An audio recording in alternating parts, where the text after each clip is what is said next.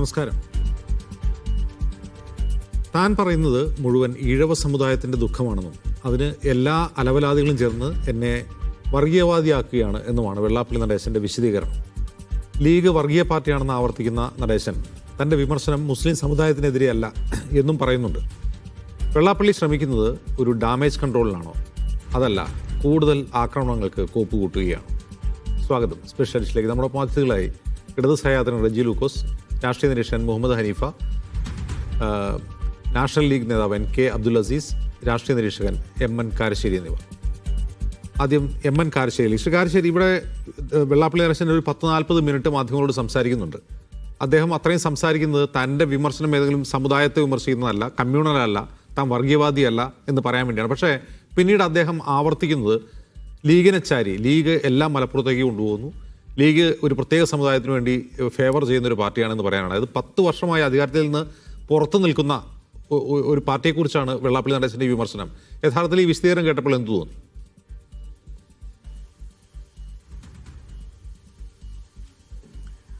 വെള്ളാപ്പള്ളി നടേശൻ അദ്ദേഹത്തെ മറ്റുള്ളവർ പറഞ്ഞ് വർഗീയവാദിയാക്കുന്നു എന്ന് പറയുന്നത് വലിയ തമാശയാണ്. കാരണം അദ്ദേഹം ജന്മനാ വർഗീയവാദിയാണ്. അദ്ദേഹം മുസ്ലിം ലീഗിനെ വിമർശിക്കുന്നു എന്നുള്ളത് ഒരു സാധാരണ കാര്യമാണ്. എന്താ വെച്ചാൽ മുസ്ലിം ലീഗ് ഒരു രാഷ്ട്രീയ പാർട്ടിയാണ്, അത് മറ്റുള്ളവരെ വിമർശിക്കും, ആ പാർട്ടിയെ മറ്റുള്ളവർ വിമർശിക്കും, അതൊരു സാധാരണ കാര്യമാണ്. പക്ഷേ വെള്ളാപ്പള്ളി നടേശൻ്റെ കാര്യം രാഷ്ട്രീയമേ അല്ല. ഞാൻ വളരെ വളരെ പ്രധാനപ്പെട്ടതെന്ന് എനിക്ക് തോന്നുന്നൊരു ഉദാഹരണം പറയാം. 2015 നവംബർ എന്നാണ് എൻ്റെ ഓർമ്മ. കോഴിക്കോട്ട് ഒരു ഓട്ടോ ഡ്രൈവർ, നൗഷാദ് എന്നാണ് ആ ചെറുപ്പക്കാരൻ്റെ പേര്. അദ്ദേഹം ചായ കുടിച്ചുകൊണ്ടിരിക്കുമ്പോൾ അദ്ദേഹത്തിന് കണ്ടിട്ടും കേട്ടിട്ടും പരിചയമില്ലാത്ത ആരാന്നറിഞ്ഞൂടാത്ത 2 പേര് മാൻഹോൾ ആൾനൂഴിയിൽ വീണുപോയി എന്ന് മനസ്സിലാക്കിയിട്ട് അവരെ രക്ഷിക്കാനുള്ള ശ്രമത്തിൽ മരിച്ചുപോയി. ആർക്ക് വേണ്ടിയാണ് മരിച്ചതെന്ന് ആ മരിച്ച മനുഷ്യന് അറിഞ്ഞുകൂടാ, അവരുടെ ഊരോ പേരോ ഒന്നും അറിഞ്ഞുകൂടാ. അവർ അതിഥി തൊഴിലാളികളായിരുന്നു. ഈ വാർത്ത ഭയങ്കരമായിട്ട് പുറത്തു വന്നപ്പോൾ അന്ന് മുഖ്യമന്ത്രി ഉമ്മൻചാണ്ടി അദ്ദേഹത്തിൻ്റെ കുടുംബത്തിന് 10 ലക്ഷം രൂപ ഒരു സഹായധനം അനുവദിച്ചു. അതൊക്കെ എല്ലാവരും അഭിനന്ദിച്ച കാര്യമാണ്. അന്ന് വെള്ളാപ്പള്ളി നടേശൻ പറഞ്ഞത് അത് മുസ്ലിം ആയതുകൊണ്ട് കൊടുത്താന്നാ. ഇത് നൗഷാദ് മുസ്ലിം ആയതുകൊണ്ട് കൊടുത്താ. ഈ അളവിൽ അദ്ദേഹത്തിൻ്റെ മനസ്സിൽ അന്യ സമുദായക്കാരോടുള്ള വിരോധം എത്രമാത്രമുണ്ട് എന്ന് അന്ന് കാണിച്ച. നൗഷാദ് മുസ്ലിം ലീഗ് അല്ലല്ലോ, നൗഷാദ് മലപ്പുറത്തുമല്ല, കോഴിക്കോട്ടുകാരനാണ്. നൗഷാദ് എന്നായിപ്പോയി, മുസ്ലിം ആയിപ്പോയി എന്നുള്ളതാണ് അദ്ദേഹത്തിൻ്റെ പ്രശ്നം. പിന്നെ അദ്ദേഹം ലീഗിനെ പറ്റി വിമർശിക്കുന്ന ലീഗുകാർ മറുപടി പറഞ്ഞോട്ടെ, നേരെ മറിച്ച് മലപ്പുറം എന്ന പ്രദേശത്തെപ്പറ്റി എന്തെല്ലാം നുണകളാണ് അദ്ദേഹം പറഞ്ഞത്. അവിടെ മറ്റുള്ളവർക്ക് ജീവിക്കാൻ വയ്യ, മുസ്ലിം അല്ലാത്തൊരാൾക്ക് അവിടെ ജീവിക്കാൻ വയ്യ, അവിടെ ഭയപ്പെട്ടാണ് അവർ ജീവിക്കുന്നത്, ഈഴവർക്ക് അവിടെ കഴിഞ്ഞുകൂടാൻ പറ്റില്ല, അഭിപ്രായ സ്വാതന്ത്ര്യമില്ല, അതൊരു സെപ്പറേറ്റ് നേഷനാണ്, ഒരു പ്രത്യേക രാഷ്ട്രമാണെന്ന് വരെ പറഞ്ഞു. അപ്പോൾ ആ അളവിൽ അദ്ദേഹത്തിൻ്റെ മനസ്സിൽ, പിന്നെ അത് മുസ്ലിങ്ങളോട് മാത്രമുള്ളതല്ല, അദ്ദേഹം ക്രിസ്ത്യാനികളോടും ഇങ്ങനെ തന്നെയാണ് പറഞ്ഞത്. പണം കൊടുത്തിട്ട് പെന്തക്കോസ്തുകാർ ക്രിസ്തുമതത്തിലേക്ക് ആളുകളെ കൂട്ടുന്നുണ്ട് എന്ന് പറഞ്ഞത് ഈ വെള്ളാപ്പള്ളി നടേശനാണ്. അദ്ദേഹം വലിയ തമാശയാണ്. എന്താണെന്ന് വെച്ചാൽ 2018 പിണറായി സർക്കാർ രൂപീകരിച്ച നവോത്ഥാന സംരക്ഷണ സമിതിയുടെ ചെയർമാനാണ് അദ്ദേഹം. നവോത്ഥാനം എന്ന് പറഞ്ഞാൽ എന്താണ് എന്ന് അദ്ദേഹത്തിന് അറിഞ്ഞുകൂടാ. മാത്രമല്ല നവോത്ഥാനത്തിനെതിരായ കാര്യങ്ങളാണ് നവോത്ഥാനമായിട്ട് അദ്ദേഹം മനസ്സിലാക്കുന്നത്. അപ്പോൾ എനിക്കുള്ള ഒരു കൗതുകം എന്താണെന്ന് വിചാരിച്ചാൽ, വെള്ളാപ്പള്ളി നടേശനാണ് മിത്രമെങ്കിൽ ബഹുമാനപ്പെട്ട മുഖ്യമന്ത്രി ശ്രീ പിണറായി വിജയന് ശത്രു വേറെ വേണ്ടി വരില്ല. അതൊക്കെ ഇതുകൊണ്ട് തീരും. എന്താണെന്ന് വിചാരിച്ചാൽ അദ്ദേഹം പറയുന്നത് മുഴുവൻ കഴിഞ്ഞ 10 കൊല്ലമായിട്ട് അദ്ദേഹം ഈ BDJS എന്നുള്ള ഒരു പാർട്ടി ഉണ്ടാക്കിയിട്ട് മകനെ അപ്പുറത്തിരുത്തിയിട്ടുണ്ടല്ലോ. അപ്പോൾ BJPക്കും CPMനും ഇടയിലുള്ള ഒരു പാലമാണ് വെള്ളാപ്പള്ളി നടേശൻ എന്നാണ് എനിക്ക് മനസ്സിലായത്. ഞാൻ ആവർത്തിക്കുന്നു, BJPക്കും CPMനും ഇടയിലുള്ള ഒരു പാലം, പ്രത്യേകിച്ച് പിണറായി വിജയൻ്റെ ഒരു ദൂതനാണ് അദ്ദേഹം. അപ്പോൾ BJP ക്യാമ്പുകളെ പ്രീണിപ്പിക്കാൻ വേണ്ടിയാണ് അദ്ദേഹം മുസ്ലിങ്ങൾക്കെതിരായിട്ടും മലപ്പുറത്തിനെതിരായിട്ടും ക്രിസ്ത്യാനികൾക്കെതിരായിട്ടും നവോത്ഥാനത്തിനെതിരായിട്ടും ഒക്കെ സംസാരിക്കുന്നത്. ഇപ്പോൾ നവോത്ഥാന സമിതി ഉണ്ടാക്കിയ എന്തിനാണ്? 2018 സുപ്രീം കോടതി പറഞ്ഞു യുവതികളെ ശബരിമലയിൽ പ്രവേശിപ്പിക്കുന്നത് തടയാൻ പാടില്ല, അത് ഇവിടുത്തെ ഭരണഘടന ഉറപ്പുവരുത്തുന്ന സ്ത്രീപുരുഷ സമത്വത്തിനെതിരാണ്. അപ്പം ലിംഗനീതി പാലിക്കണം എന്നാണ് സുപ്രീം കോടതി പറഞ്ഞത്. അപ്പോൾ അതാദ്യം എല്ലാവരും സ്വാഗതം ചെയ്തു. 2 ദിവസം കഴിഞ്ഞപ്പോൾ BJP കാലുമാറി, 2 ആഴ്ച കഴിയുമ്പോഴേക്ക് കോൺഗ്രസ് കാലുമാറി, 2 മാസം കഴിഞ്ഞപ്പോൾ CPM കാലുമാറി. ഇപ്പോൾ ആർക്കും അത് വേണ്ട. അപ്പോൾ അന്ന് ആ തരത്തിലുള്ള അതാണ് നവോത്ഥാന മതിലൊക്കെ ഉണ്ടാക്കിയത്, വനിതാ മതിൽ നവോത്ഥാനം ഉറപ്പാക്കാൻ വേണ്ടിയിട്ട്. എന്നിട്ട് ആചാര സംരക്ഷണമാണ് നവോത്ഥാനം എന്നുള്ള മഹത്വചനം പറയുന്ന ആരാണ്? അതിൽ ആ പറയുന്ന ഒരു മഹാൻ വെള്ളാപ്പള്ളി നടേശനാണ്. ഒന്ന്, അദ്ദേഹത്തിന് യാതൊരു തരത്തിലുള്ള നിലവാരവും ഇല്ലാതാണ് അദ്ദേഹം എപ്പോഴും സംസാരിക്കുക. അദ്ദേഹത്തിന് ആ തരത്തിൽ നമ്മൾ മറുപടി പറയുന്നതും വിശകലനം ചെയ്യുന്നതൊക്കെ വളരെ ബുദ്ധിമുട്ടാണ്. കാരണം ഏതെങ്കിലും തരത്തിലൊരു നിലവാരമുള്ള ആളുകളോടാണല്ലോ. പിന്നെ ഇലക്ഷൻ്റെ കാര്യം എൻ്റെ ഓർമ്മ ശരിയാണെങ്കിൽ മിക്കവാറും അദ്ദേഹം ജയിപ്പിക്കണം എന്ന് പറഞ്ഞ സ്ഥാനാർത്ഥികൾ നിയമസഭയിലേക്കാണെങ്കിലും ലോക്സഭയിലേക്കാണെങ്കിലും മറ്റ് തദ്ദേശ സ്വയംഭരണ സ്ഥാപനങ്ങളിലേക്കാണെങ്കിലും ഒക്കെ തോൽക്കുകയാണ് പതിവ്. കാരണം വോട്ട് രഹസ്യമായിട്ടുള്ളൊരു കാര്യമാണല്ലോ. ആര് വോട്ട് ചെയ്തൊന്ന് കൃത്യമായിട്ട് നമുക്ക് നോക്കിക്കാണാൻ പറ്റില്ല. അപ്പോൾ വെള്ളാപ്പള്ളിയുടെ നടേശനോ അല്ലെങ്കിൽ ഇനിയിപ്പോൾ NSSൻ്റെ മുഖ്യൻ സുകുമാരൻ നായരോ ഒക്കെ പിന്തുണച്ചാൽ മിക്കവാറും ആ സ്ഥാനാർത്ഥികൾ തോൽക്കാണ് പതിവ്. അത് തിരിയാത്ത പ്രധാനപ്പെട്ട ഒരാൾ നമ്മുടെ ബഹുമാനപ്പെട്ട മുഖ്യമന്ത്രി ശ്രീ പിണറായി വിജയനാണ്. അപ്പോൾ ഇവിടെ അവർക്ക് വേണ്ടത് ഈ സമുദായങ്ങൾക്കിടയിൽ ചേരിതിരിവുണ്ടാക്കുകയാണ്. കമ്മ്യൂണൽ പോളറൈസേഷൻ, വർഗീയ ധ്രുവീകരണം എന്ന് പറയുമല്ലോ. എപ്പോഴും അദ്ദേഹം ആളുകളെ തമ്മിൽ അടുപ്പിക്കുന്ന വർത്തമാനമല്ലാതെ ആളുകൾ തമ്മിൽ രഞ്ജിപ്പിലാക്കുന്ന, ഐക്യമുണ്ടാക്കുന്ന ഒരു വാക്കും അദ്ദേഹം പറഞ്ഞായിട്ട് എനിക്ക് ഓർമ്മയില്ല. ഇപ്പം തന്നെ അദ്ദേഹം സവർണന്മാർ വോട്ട് ചെയ്തില്ല എന്നാണ് പറഞ്ഞത്. അപ്പോൾ ഒരു രാഷ്ട്രീയ പാർട്ടി ആകുമ്പോൾ അതിനൊരു നിലവാരം വേണ്ട വർത്തമാനം പറയുന്നതിന്. എപ്പോഴും ഇങ്ങനെ ജാതി കുശുമ്പ് അദ്ദേഹത്തിൻ്റെ മനസ്സിൽ ഈ വെറുപ്പല്ലാതെ യാതൊന്നുമില്ല. എനിക്ക് വളരെ സങ്കടമുള്ളൊരു കാര്യം എന്ന് വെച്ചാൽ, എനിക്ക് ഏറ്റവും പ്രിയപ്പെട്ട കേരളത്തിലെ ലക്ഷക്കണക്കിന് കോടിക്കണക്കിന് ആൾക്ക് പ്രിയപ്പെട്ട ഒരാളാണ് കുമാരനാശാൻ. അദ്ദേഹം ഇരുന്ന കസേരയിൽ 16 കൊല്ലം SNDPയുടെ ആദ്യകാലത്ത് സ്ഥാപക സെക്രട്ടറിയാണ് കുമാരനാശാൻ. ആ കസേരയിലാണല്ലോ വെള്ളാപ്പള്ളി നടേശൻ ഇരിക്കുന്നു എന്നുള്ളത് എനിക്ക് ഒരു മലയാളി എന്നുള്ള നിലയ്ക്ക് എനിക്ക് വളരെ നാണക്കേടുണ്ടാക്കുന്ന ഒരു കാര്യമാണ്. നമ്മൾ രാഷ്ട്രീയത്തിലോ സാമൂഹ്യ നവോത്ഥാന പ്രശ്നങ്ങളിലോ ഒന്നും ചർച്ച ചെയ്യേണ്ടാത്ത തരത്തിലുള്ള ഒരാളാണ് വെള്ളാപ്പള്ളി നടേശൻ. അദ്ദേഹം എപ്പോഴും സ്ത്രീവിരുദ്ധമായി സംസാരിക്കുന്നു, അദ്ദേഹം ന്യൂനപക്ഷ വിരുദ്ധമായി സംസാരിക്കുന്നു, അദ്ദേഹം അന്തസ്സില്ലാതെ സംസാരിക്കുന്നു. അങ്ങനെ ആലോചിച്ച് നോക്കൂ, നമ്മുടെ മുഖ്യമന്ത്രി സംസാരിച്ചു തുടങ്ങിയപ്പോൾ ഉപയോഗിച്ചൊരു പ്രയോഗം MLA ആയിരുന്നു. അത് തിരുത്തുന്നത് ഉണ്ടോ എന്നറിയാൻ വേണ്ടിയാണ്. ജന്മനാൽ വർഗീയവാദിയാണ്, ആ പ്രയോഗം തെറ്റല്ലേ?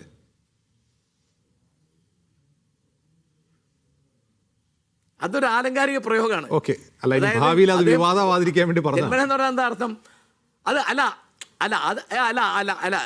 അതിപ്പോ അത് പിൻവലിക്കാൻ എനിക്കൊരു ബുദ്ധിമുട്ടുമില്ല. അദ്ദേഹം വേറൊരാൾ, അദ്ദേഹത്തിൻ്റെ ഒരു സ്റ്റേറ്റ്മെന്റ് ഞാൻ കണ്ടത് അദ്ദേഹത്തെ വർഗീയവാദി ആക്കുന്നു എന്നാണ്. വർഗീയവാദി ആക്കാനല്ല, അദ്ദേഹം വർഗീയവാദിയാണ് എന്നതിൻ്റെ ഒരു അതിശയോക്തിയാണ് ഞാൻ പറഞ്ഞത്. ആ അതിശയോക്തിക്ക് എന്തെങ്കിലും പ്രയാസം ഉണ്ടെങ്കിൽ പിൻവലിക്കാൻ എനിക്കൊരു ബുദ്ധിമുട്ടില്ല. പോട്ടെ, അത് ഞാൻ പിൻവലിച്ചു. നിങ്ങൾ അങ്ങനെ പറയുമ്പോൾ അതിലെന്തെങ്കിലും പ്രയാസം ഒരാൾക്ക് തോന്നുകയാണെങ്കിൽ, കാരണം വ്യക്തിപരമായി അധിക്ഷേപിക്കുക എന്നുള്ള എൻ്റെ കാര്യമല്ല, ഞാൻ സത്യം പറയുന്നതാണ്. കാരണം നമ്മുടെ സാംസ്കാരിക അന്തരീക്ഷം മലിനമാക്കുന്നതിൽ വലിയ പങ്കുള്ള ചില ആളുകളാണ് ഈ PC George, Vellappally Natesan, KB Ganesh Kumar തുടങ്ങിയുള്ള ആളുകൾ. നമ്മുടെ രാഷ്ട്രീയം, നമ്മുടെ സാമൂഹ്യ മണ്ഡലം, നമ്മുടെ മറ്റ് സാംസ്കാരിക ചർച്ചകളൊക്കെ മലീമസമാക്കുക എന്നുള്ളതാണ് ഇവരുടെ പണി. അപ്പോൾ ഞാൻ ഒരു കാര്യം കൂടി പറയട്ടെ. എന്താണെന്ന് വെച്ചാൽ 2006 ഞങ്ങളുടെ തിരുവമ്പാടി MLA ആയിരുന്ന മത്തായി ചാക്കോ മരിച്ചുപോയി. അപ്പോൾ അദ്ദേഹം മരിച്ചു കഴിഞ്ഞപ്പോൾ താമരശ്ശേരി ബിഷപ്പ് അദ്ദേഹം പറഞ്ഞു സത്യമായിരിക്കാനാണ് സാധ്യത, ഇനി അല്ലേ എനിക്ക് അറിഞ്ഞുകൂടാ. എന്തായാലും അദ്ദേഹം പറഞ്ഞു, അദ്ദേഹം വിശ്വാസിയായിരുന്നുള്ള അർത്ഥത്തിൽ ബോധപൂർവം അന്ത്യകൂദാശ സ്വീകരിച്ച് കർത്താവിൽ നിദ്ര പ്രാപിച്ച ആളാണ് മത്തായി ചാക്കോ എന്ന് താമരശ്ശേരി രൂപതയുടെ ബിഷപ്പ് പറഞ്ഞു. ഇത് കേട്ടിട്ട് ഇന്ന് മുഖ്യമന്ത്രി ആയിരിക്കുന്ന അന്ന് CPMൻ്റെ സ്റ്റേറ്റ് സെക്രട്ടറി ആയ ശ്രീ പിണറായി വിജയൻ പറഞ്ഞത് അദ്ദേഹം പച്ചക്കളവ് പറയാണ്, അദ്ദേഹം ഒരു നികൃഷ്ട ജീവിയാണ് എന്നാണ്. ബിഷപ്പിനെ പറ്റിയാണ് പറഞ്ഞത്, നികൃഷ്ട ജീവി. എന്താ പറഞ്ഞത്? കമ്മ്യൂണിസ്റ്റുകാരുടെ CPMൻ്റെ MLA ആയ ഒരാൾ ഭക്തനാണ്, വിശ്വാസിയാണെന്ന് പറഞ്ഞാണ് വലിയ കുറ്റം. ഇതേ പിണറായി വിജയനെ പറ്റി അദ്ദേഹത്തിൻ്റെ സാന്നിധ്യത്തിൽ ഈ ആഗോള അയ്യപ്പ സംഗമത്തിന് അന്ന് വെള്ളാപ്പള്ളി നടേശൻ പറയാണ് പിണറായി വിജയൻ ഭക്തനാണ്. ആലോചിച്ച് അപ്പോൾ അതിനൊരു മറുപടി ഇല്ല. അത് അങ്ങനെ അല്ല എന്ന് പിണറായി പറഞ്ഞിട്ടില്ല. 2006 പറഞ്ഞ ആ വാക്ക് ഇപ്പോഴും കേരളീയരുടെ മിക്ക ആളുകളുടെയും മനസ്സിലുണ്ടാവും. കാരണം ഒരു വൈദികനെ പറ്റി, ഒരു മനുഷ്യനെ പറ്റിയും പറയാൻ പാടില്ല, ഒരു വൈദികനെ പറ്റി അങ്ങനെ പറയേണ്ട ഒരു ആവശ്യമില്ല.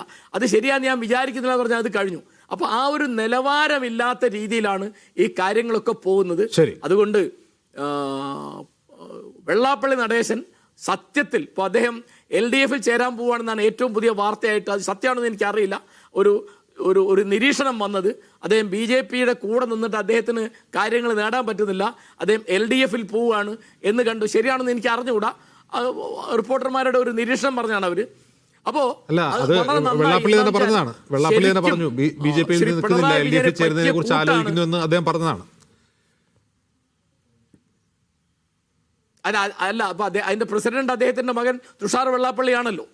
അല്ല, ഞാൻ പറയുന്നത് നമ്മുടെ ബഹുമാനപ്പെട്ട മുഖ്യമന്ത്രിക്ക് ഏറ്റവും പറ്റിയ കൂട്ടാണ്, അദ്ദേഹത്തിൻ്റെ ഇന്നത്തെ രീതികൾക്കും സമ്പ്രദായങ്ങൾക്കും പറ്റിയ ഒരാളാണ് ശ്രീ വെള്ളാപ്പള്ളി നടേശൻ. ശരി കാരശ്ശേരി. ശ്രീ മുഹമ്മദ് ഹനീഫ്, ഇന്ന് ഈ ചർച്ചയിൽ പോലും പങ്കെടുക്കേണ്ടതില്ല എന്നാണ് മുസ്ലിം ലീഗിൻ്റെ തീരുമാനം. അത് എനിക്ക് കൗതുകമായിട്ട് തോന്നി. എന്ന് മാത്രമല്ല, ഇന്ന് മീഡിയ വൺ PK കുഞ്ഞാലിക്കുട്ടിയുമായിട്ടൊരു അഭിമുഖം നടത്തുമ്പോൾ ഒറ്റ വാക്കിലാണ് അദ്ദേഹം ഈ വിവാദങ്ങളോട് പ്രതികരിക്കുന്നത്. അത് ഇത്തരം വർഗീയ പരാമർശങ്ങളെ ആരും, ഉത്തരവാദിത്തമുള്ള ആരും പിന്തുണയ്ക്കില്ല എന്ന ഒറ്റ വാക്കിലാണ് അത് മറുപടി. അതായത് അവഗണിക്കുക, വെള്ളാപ്പള്ളി നടേശൻ്റെ ഇത്തരം വർഗീയ പ്രസ്താവനകളെ അവഗണിക്കുക എന്നുള്ളതാണ് മുസ്ലിം ലീഗിൻ്റെ ലൈൻ. എന്തുകൊണ്ടായിരിക്കും അത്?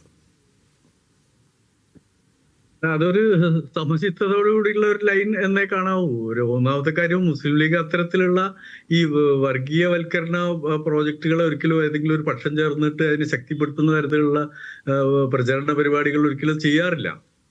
രണ്ടാമത്, ഇദ്ദേഹത്തെ അവഗണിക്കുന്നതാണ് നല്ലത് എന്നുള്ളൊരു ബോധ്യം അദ്ദേഹത്തിന് ഉണ്ടായിട്ടുണ്ടാവും. കുഞ്ഞാലിക്കുട്ടി സാഹിബ് അല്ലേ, അദ്ദേഹത്തിന് അങ്ങനെ ഒരു ബോധ്യം ഉണ്ടായിട്ടുണ്ടാവും, ഇദ്ദേഹത്തെ അവഗണിക്കുന്നതാണ് നല്ലത് എന്ന്. പക്ഷെ അദ്ദേഹം പോകുന്ന ട്രാക്ക് നോക്കൂ, അദ്ദേഹം ആ ട്രാക്കിൽ നിന്ന് മാറുന്നില്ല എന്നുള്ളതല്ലേ നമ്മൾ മനസ്സിലാക്കേണ്ടത്. അദ്ദേഹം മാത്രമല്ല, CPM ആ ട്രാക്കിൽ നിന്ന് മാറുന്നില്ല. നമ്മൾ ഈ തദ്ദേശ സ്വയംഭരണ തെരഞ്ഞെടുപ്പിന്റെ ഒരു തിരിച്ചടി CPM-ന് കിട്ടിയപ്പോൾ നമ്മളൊക്കെ പ്രതീക്ഷിച്ചത്, സ്വാഭാവികമായും ഇവിടുത്തെ മതേതര വിശ്വാസമുള്ള ഈ ഒരു സെക്യുലർ ഫാബ്രിക് നിലനിൽക്കണമെന്ന് ആഗ്രഹിക്കുന്ന ആളുകളൊക്കെ പ്രതീക്ഷിച്ചതും ആഗ്രഹിച്ചതും ഒക്കെ ഈ വെള്ളാപ്പള്ളിയെ CPM പരസ്യമായി തള്ളി പറയുമെന്നാണ്. മിനിമം ഗോവിന്ദ മാഷെങ്കിലും അത് ചെയ്യും എന്ന് നമ്മൾ വിചാരിച്ചതാണ്.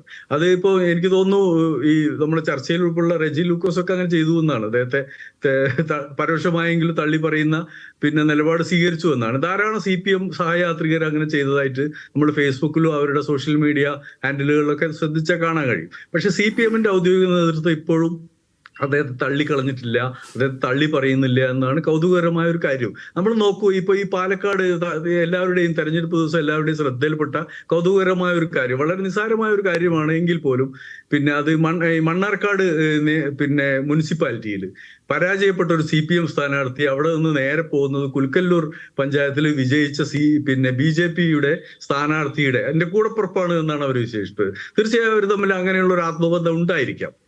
എന്നാൽ പോലും ആ കൂടപ്പുറപ്പ് എന്ന് പറയപ്പെടുന്ന BJP സ്ഥാനാർത്ഥിയുടെ വിജയാഘോഷത്തിൽ പങ്കെടുക്കാനാണ് അവർ പോയത്. ഇത് തീർച്ചയായും കേരളത്തിൽ ഒറ്റപ്പെട്ട ഒരു സംഭവമാണ്. സമാനമായ സംഭവങ്ങൾ മറ്റെവിടെയെങ്കിലും നമുക്ക് ചൂണ്ടിക്കാണിക്കാനുള്ള ഉണ്ടാവില്ല. എന്നാൽ ഇതാണ് യഥാർത്ഥത്തിൽ വെള്ളാപ്പള്ളി കേരളത്തിൽ നിർവഹിക്കാൻ പോകുന്ന ദൗത്യത്തിന്റെ ഒരു നേർചിത്രമാണിത്. ഇത് എങ്ങനെയൊക്കെയാണ് ഇത് വികസിക്കാൻ പോകുന്നത് എന്നുള്ളത് നമുക്ക് കാണാനിരിക്കുന്നേ ഉള്ളൂ. വളരെ കൃത്യമായ മെസ്സേജാണ്.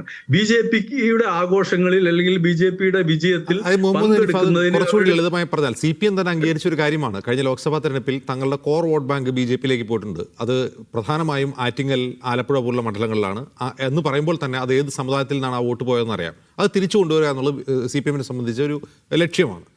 അപ്പോൾ തീർച്ചയായും അതിൽ വെള്ളാപ്പള്ളി നടേശൻ പാലമായി നിൽക്കുന്നു, ആ വോട്ട് തിരിച്ചു കൊണ്ടുവരാൻ വെള്ളാപ്പള്ളി നടേശൻ സഹായിക്കുന്നു എന്നൊരു തോന്നൽ CPM-ന് ഉണ്ടാകാം.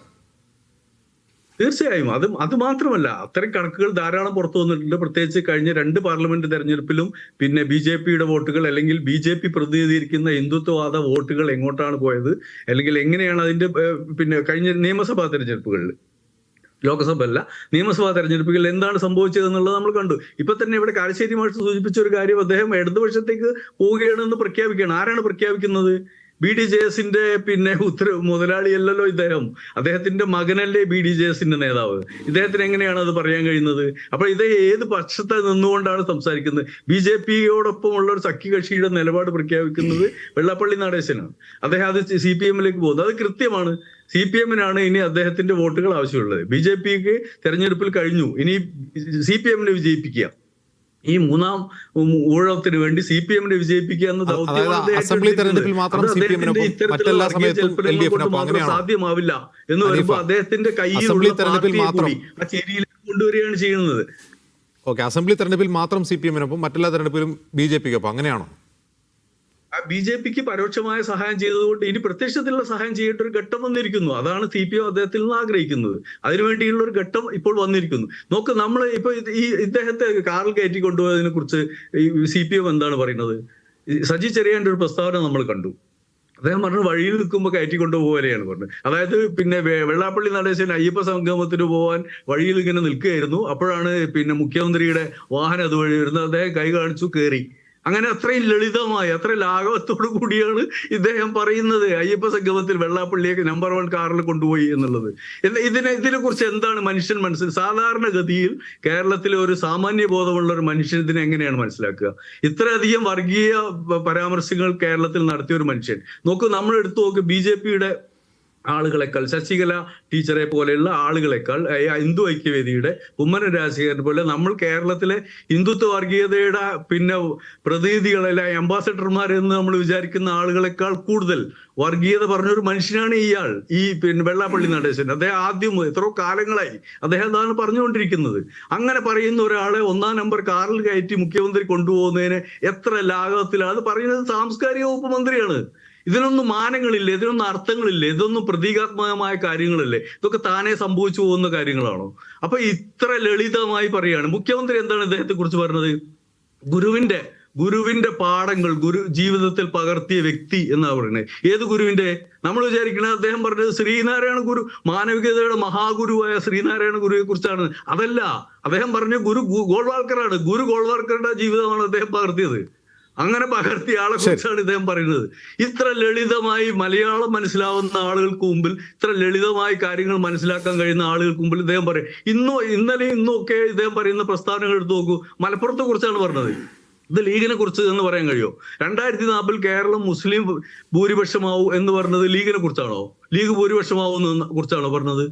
അദ്ദേഹം പിന്നെ പല നേതാക്കളെ, ലീഗ് നേതാക്കൾ പാകിസ്ഥാനിൽ പോകും, ഇപ്പൊ കേരളത്തിൽ പുറത്തു പോയാൽ ഇവർ പാകിസ്ഥാന് വേണ്ടി വാദിക്കുന്നവരാണ് എന്ന് KM ഷാജിയെ കുറിച്ച്, PK കുഞ്ഞാലിക്കുട്ടിയെ കുറിച്ച് ഇദ്ദേഹം പറഞ്ഞില്ലേ? അങ്ങനെ പറയാൻ ധൈര്യമുള്ള ഏതെങ്കിലും ഒരു BJP നേതാവ് കേരളത്തിൽ ഉണ്ടാവുമോ?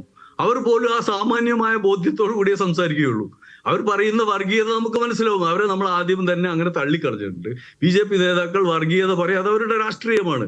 ഈ CPM നേതാക്കൾ, CPM-ന് വേണ്ടി പറയുന്ന വെള്ളാപ്പള്ളി നടേശനെ പോലുള്ള ആളുകൾ വർഗീയത പറയുമ്പോൾ അതിനെ ഭർസിക്കാൻ, അതിനെ തിരിച്ചറിയാൻ കഴിയുന്നില്ല എന്നാണോ നമ്മൾ വിചാരിക്കേണ്ടത്? ഇത്ര വലിയ പിന്നെ മഹത്തായ സൈദ്ധാന്തിക കാര്യങ്ങൾ മനസ്സിലാക്കാൻ കഴിയുന്ന കമ്മ്യൂണിസ്റ്റ് പാർട്ടി, അത് വിശദീകരിക്കാൻ അറിയുന്ന CPM-ന്റെ സൈദ്ധാന്തിക പിന്നെ ബുദ്ധിജീവിയായിട്ടുള്ള പിന്നെ ഗോവിന്ദ മാഷ്ക്ക് ഇതൊന്നും അറിയില്ലേ? അവർക്ക് മിച്ചമൂല്യ സിദ്ധാന്തം മനസ്സിലാവുന്നു, തൊഴിലാളി വർഗത്തിന്റെ പിന്നെ എന്താ പറയുക സോഷ്യലിസത്തിന്റെ ഒക്കെ കാര്യങ്ങൾ മനസ്സിലാവും. വലിയ വലിയ ആനക്കാര്യങ്ങൾ, മഹത്തായ കാര്യങ്ങൾ, സൈദ്ധാന്തിക പ്രശ്നങ്ങളൊക്കെ അവർക്ക് മനസ്സിലാവുന്നു. എങ്ങനെയാണ് വിപ്ലവം വരിക എന്നുള്ളവർക്ക് അറിയില്ല. ലെനിന്റെ സിദ്ധാന്തങ്ങൾ മനസ്സിലാവുന്നു. ഒക്കെ മനസ്സിലാവുന്ന ആൾക്ക് വെള്ളാപ്പള്ളി നടേശൻ പറയുന്ന പച്ച മലയാളത്തിൽ പറയുന്ന വർഗീയത മനസ്സിലാവുന്നില്ല എന്ന് വരുന്നാൽ എന്താണ് അതിന്റെ അർത്ഥം? ശരി, ഈ തെരഞ്ഞെടുപ്പ് ഫലം വന്നതിന് ശേഷം വെള്ളാപ്പള്ളി നടേശനാണ് അതിന്റെ കാരണം എന്ന് പറയാൻ ധൈര്യം കാണിച്ച ഒരു CPM സഹയാത്രികനാണ് റെജി ലൂക്കോസ്. പക്ഷേ പൊതുവെ നമ്മൾ സാമൂഹ്യ മാധ്യമങ്ങളിൽ അങ്ങനെ എന്നുള്ളൊരു വിശകലനം അല്ല കാണുന്നത്. വെള്ളാപ്പള്ളി തെറ്റൊന്നും ചെയ്തിട്ടില്ല, വെള്ളാപ്പള്ളി അല്ല പ്രശ്നക്കാർ, മറ്റന്മാരാണ് പ്രശ്നക്കാർ എന്നൊക്കെയുള്ള വിശകലനങ്ങളും കാണുന്നുണ്ട്. എന്ത് ബോധ്യത്തിലാണ് റെജി ലൂക്കോസ് അങ്ങനെ ഒരു തീർപ്പിലെത്തിയത്? പാർട്ടി പോലും അങ്ങനെ ഒരു തീരുമാനം എടുത്തിട്ടില്ല. പാർട്ടി സെക്രട്ടറി പോലും അങ്ങനെ പറയുന്നില്ല. വെള്ളാപ്പള്ളിയെ കുറിച്ചുള്ള ചോദ്യങ്ങളെ തന്നെ അവഗണിക്കുകയാണ്. വെള്ളാപ്പള്ളി ആകട്ടെ ഏതെങ്കിലും കമ്മ്യൂണിറ്റിക്കെതിരെ മാത്രമല്ല, ഒട്ടുമിക്ക കമ്മ്യൂണിറ്റികൾക്കെതിരെ അദ്ദേഹം. അപ്പോൾ നിങ്ങൾ അങ്ങനെ ഒരു തീർപ്പിലെത്തിയത് എങ്ങനെയാണ് റെജി? അജിംഷാദ്, അത് ബഹുമാനപ്പെട്ട വെള്ളാപ്പള്ളി നടേശന്റെ ഭാഗത്തു നിന്ന് കഴിഞ്ഞ 10 വർഷത്തിനുള്ളിൽ വന്ന വിഷലിപ്തമായിട്ടുള്ള വർഗീയ വാക്കുകൾ ഒരു വ്യക്തി എന്നുള്ള നിലയ്ക്ക് എനിക്ക് സഹിക്കാൻ പറ്റത്തില്ല. എൻ്റെ നിരീക്ഷണമാണ് ഞാൻ ആ പോസ്റ്ററോടെ പങ്കുവച്ചത്. നേരത്തെ കാരശ്ശേരി ഭാഷ പറയുന്ന പോലെ നൗഷാദ് ഒരു ഇതര സംസ്ഥാന തൊഴിലാളികൾക്ക് അത് അവരെ എവിടെ നിന്നുള്ളൂ അത് ആ ചെറുപ്പക്കാരൻ അറിയത്തില്ല. അദ്ദേഹം രക്ഷിക്കാരുടെ മാൻഹോളിൽ ചാടി ജീവൻ വെടിഞ്ഞപ്പോൾ ഈ വെള്ളാപ്പള്ളി എന്നൊരു കേരള യാത്രയിലായിരുന്നു. അന്ന് അദ്ദേഹം പറഞ്ഞ വാക്കുകൾ, ആ വാക്കുകൾ ഞാൻ ആവർത്തിക്കുന്നില്ല, മാഷോട് പറഞ്ഞു കഴിഞ്ഞു. അതൊക്കെ കേരളം ഒരിക്കലും കേൾക്കാൻ പാടില്ലാത്ത ചില വാക്കുകളായിരുന്നു.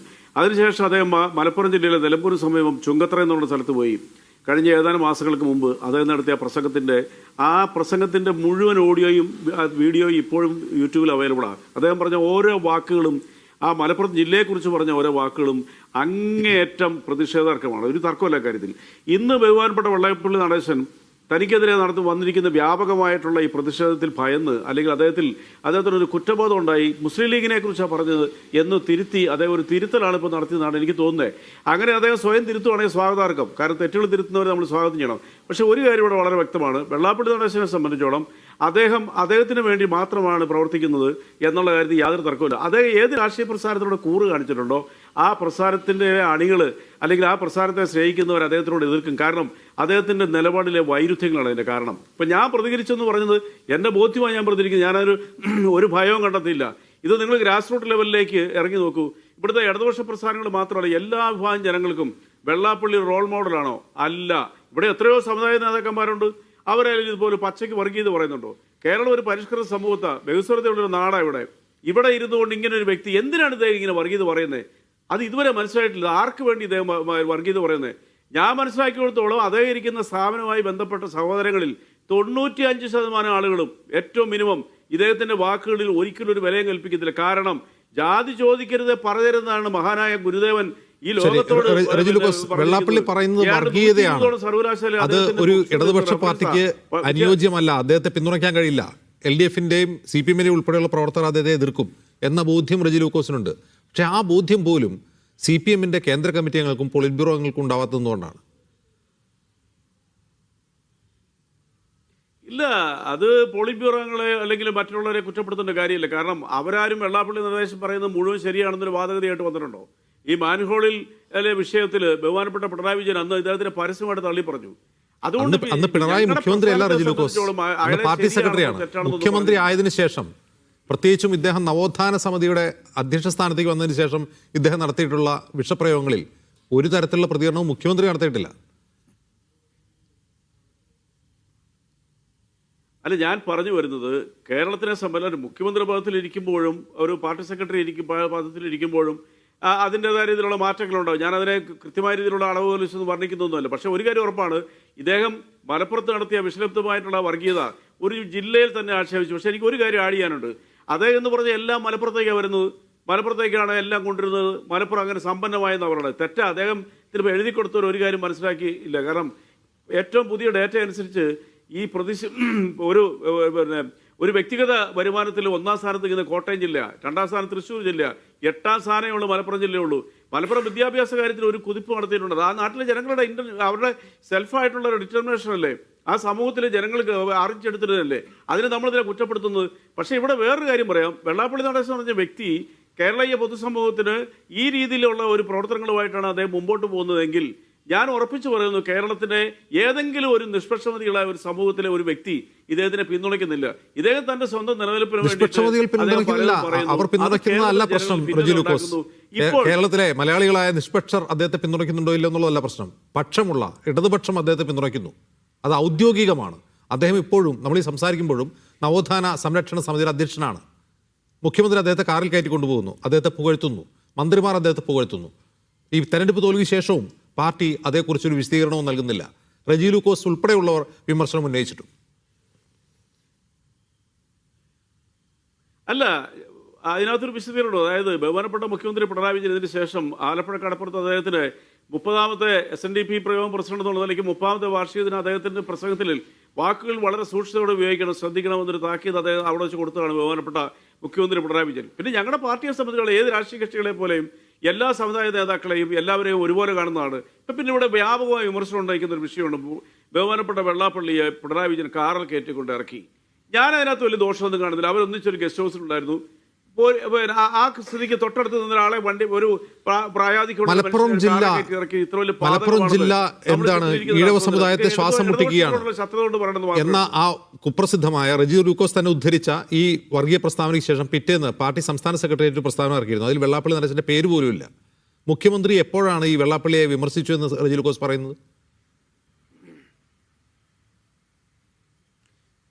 അല്ല, അദ്ദേഹം ഈ പറയുന്ന ചുങ്കത്തറയിലെ വിഷലിപ്തമായ പ്രസംഗത്തിന് കഴിഞ്ഞ് 3-ാം ദിവസം അദ്ദേഹത്തിന് ആലപ്പുഴയിൽ ഒരു സ്വീകരണം നൽകിയപ്പോൾ ഈ പറയുന്ന 4 മന്ത്രിമാരും ബഹുമാനപ്പെട്ട പിണറായി വിജയൻ മുഖ്യമന്ത്രി ഉണ്ടായിരുന്നു.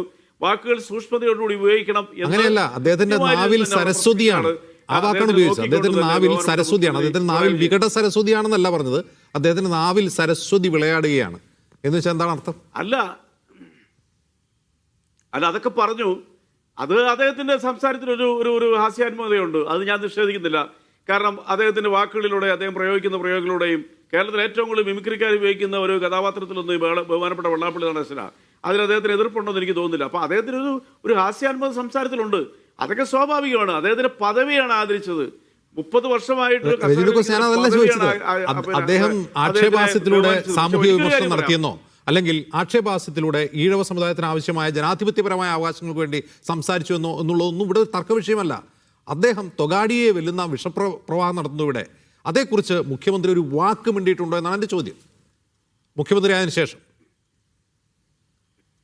അല്ല, മുഖ്യമന്ത്രിയെക്കുറിച്ച് നിങ്ങൾ വർണ്ണിക്കുന്ന ആവശ്യമില്ല. ഇപ്പോൾ മുഖ്യമന്ത്രി നാളെ നേരം വെളുത്തിട്ട് നമ്മുടെ വെള്ളാപ്പള്ളി നടേശൻ വർഗീയവാദിയാണ്, അദ്ദേഹത്തിന് തിരസ്കരിക്കണം എന്നൊക്കെ പറയുന്നതാണ് നിങ്ങൾ പ്രതീക്ഷിക്കുന്നത്. അങ്ങനെയുള്ള കാര്യങ്ങളിലേക്കൊന്നും രാഷ്ട്രീയപരമായിട്ട് നിങ്ങൾ വളച്ചുകെട്ടാൻ ഉപയോഗിക്കേണ്ട. അതൊന്നും നടക്കുന്ന കാര്യമല്ല. കാരണം വെള്ളാപ്പള്ളിയെ മുഖ്യമന്ത്രി തള്ളിപ്പറയില്ല എന്ന് റെജി ലൂക്കോസിന് 100% ഉറപ്പാണ്. അത് എന്തുകൊണ്ടാണെന്നാണ് എന്റെ ചോദ്യം. ആ ചോദ്യത്തിനുള്ള മറുപടി ഞാൻ പറഞ്ഞല്ലോ, വളരെ വ്യക്തമായിട്ട് ഞാൻ പറഞ്ഞല്ലോ. ആ ചോദ്യത്തിനുള്ള മറുപടി, അതിനകത്തൊരു രാഷ്ട്രീയമുണ്ട്, അതിനകത്ത് ആ രാഷ്ട്രീയത്തിന്റെ പേരിൽ മുതലെടുപ്പുണ്ട്. ആ മുതലെടുപ്പിന് ഒരിക്കലും ഞങ്ങൾ അനുവദിക്കുകയില്ല. അതൊന്നും അങ്ങനെ ഒരു മറുപടി നമ്മുടെ മുതലെടുക്കുന്ന ആരാണ്? റെജി ലൂക്കോസ് മുഖ്യമന്ത്രിയോ? മുഖ്യമന്ത്രി അങ്ങനെ രാഷ്ട്രീയ മുതലെടുപ്പ് പറയാൻ സമ്മതിക്കണം.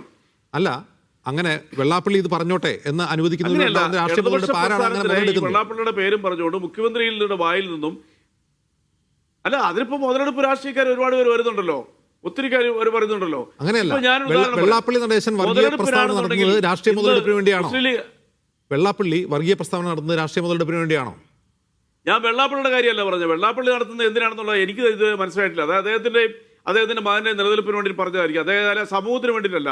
കാരണം ജാതി ചോദിക്കെതിരെ പറയരുതെന്ന് പറഞ്ഞ ശ്രീനാരായണ ഗുരുവിന്റെ കസേരയിൽ ഏത് നിലനിൽപ്പാണ് ഞാൻ ചോദിക്കുന്നത്. എന്ത് നിലനിൽപ്പാണ്? അതായത് അദ്ദേഹത്തിനെതിരെ കേന്ദ്ര സർക്കാർ ഒരു ED അന്വേഷണം പ്രഖ്യാപിച്ചാൽ അദ്ദേഹം പെടും. മുമ്പ് അങ്ങനെ വാജ്പേയി സർക്കാരിൻ്റെ കാലത്ത് ഒരു CBI റെയ്ഡ് നടന്നിട്ടുണ്ട്.